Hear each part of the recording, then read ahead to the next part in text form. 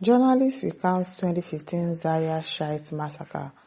They were kpaied, burned and buried in mass graves. We won't forgive Buhari. The 2015 Zaria massacre, a deadly military crackdown on members of the Islamic movement in Nigeria, IMN, also known as Shiites, has resurfaced the national conversation following the death of the former Nigerian President Muhammadu Buhari on Sunday in London after a prolonged illness.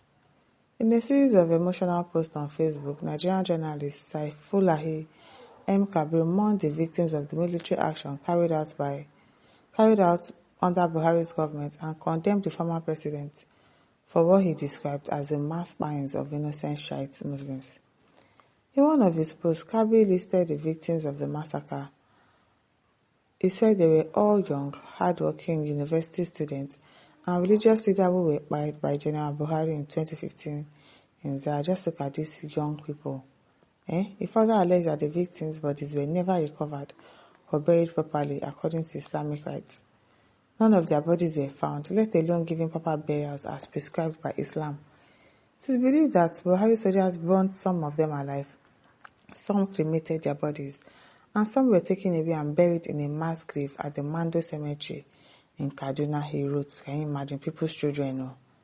Expressing outrage, Kabir offered a prayer invoking divine punishment on Buhari.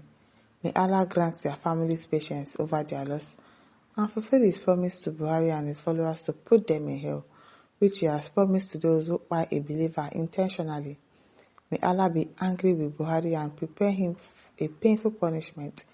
Ilahi Amin Ya Allah, Buhari Allah Yasa, Zaria massacre, hashtag we remember. In another post, Kabir shared posts of two victims and recounted a testimony from their mother. Here is the picture of Sister Khadija and Sister Fatima. They are the children of Malam Yakubu Okene. Buhari kpaied them together with their elder brother and father in the house. Wow, in the house of Sheikh Ibrahim Zacky. When he sent soldiers to kpai Muslims in Zaria in December 2015, he said, why send people to kpai Muslims in Zaria? Is he not a Muslim himself? Well, the man are Fulani anyways. He added, the youths are hardworking, memorizing the Holy Quran. Their mother testified to me how they were obedient and good to her before Buhari separated her from them physically. He ended with a prayer for justice, saying, may Allah support us with their blood on behalf of Buhari and those who helped him to implement their terrorism. How can this family forgive Buhari? In fact, there are a lot of families that they cannot forgive Buhari. A lot. Kabir also highlighted the case of Hajiya Jumai Ahmed Karofi and her family, 5 children of rearers. General Buhari kpaied Hajiya Jumai Ahmed Karofi and her husband, Engineer Yahya Gilima, in Zaria City 2025. Herself, Hajiya Jumai, still has bullets in her body after the physical treatment she was undertaking for 10 years.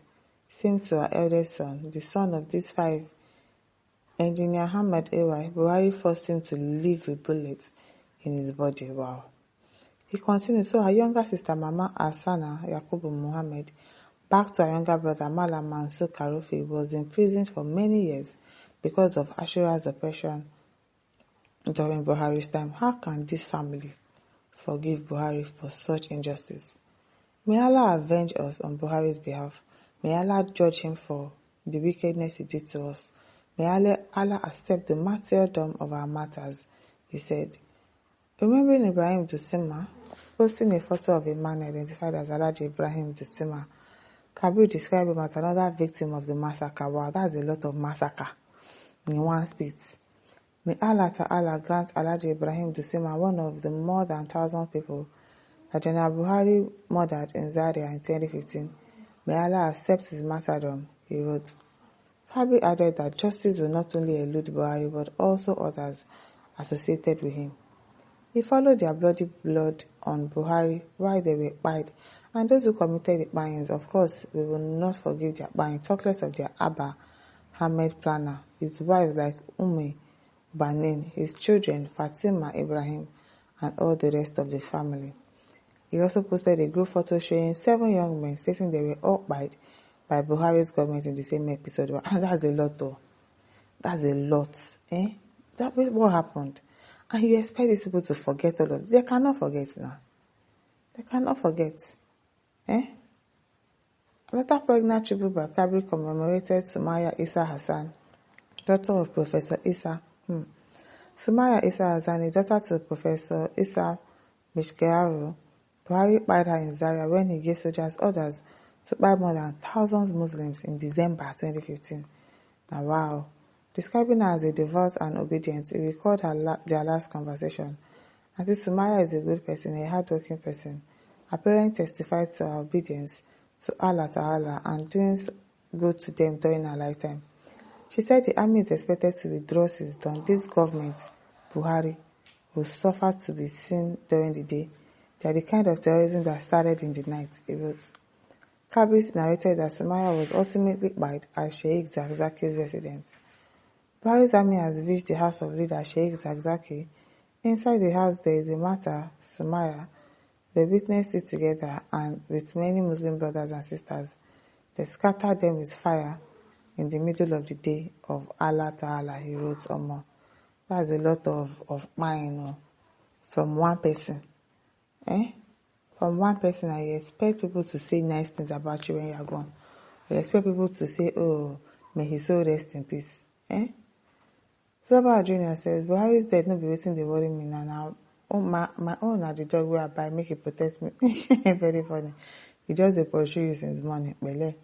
Dan Jam P says, I haven't eaten since I heard the news about Buhari's death.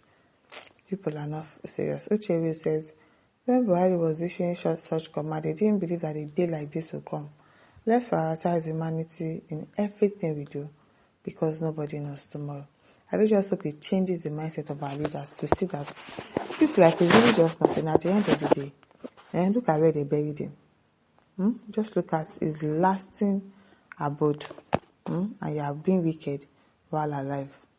You can just do good. It costs nothing to be a good president, to be a good leader, to do the right thing in the country. It's really not a big deal. They're the ones just making a big deal out of it just because they want to weaponize poverty. And it's really not fair. It's not fair. Christian says, live well, die well. A man's legacy is the sum total of how he lives, not the tributes when he's gone. To live well is to govern justly. To die well is to leave behind a nation that mourns you with gratitude, not with generational trauma. Nobody owns sainthood to a leader who weaponizes silence in the face of suffering. Grief is not compulsory. It must be earned. Let this be a message to the living. Power fades, but consequences don't. Yes, so it does not. You cannot expect to be a bad leader and you want people to mourn you when you are gone. It won't work. My listeners, don't forget to like, share, and subscribe. Thank you for listening. See you some other time. Bye.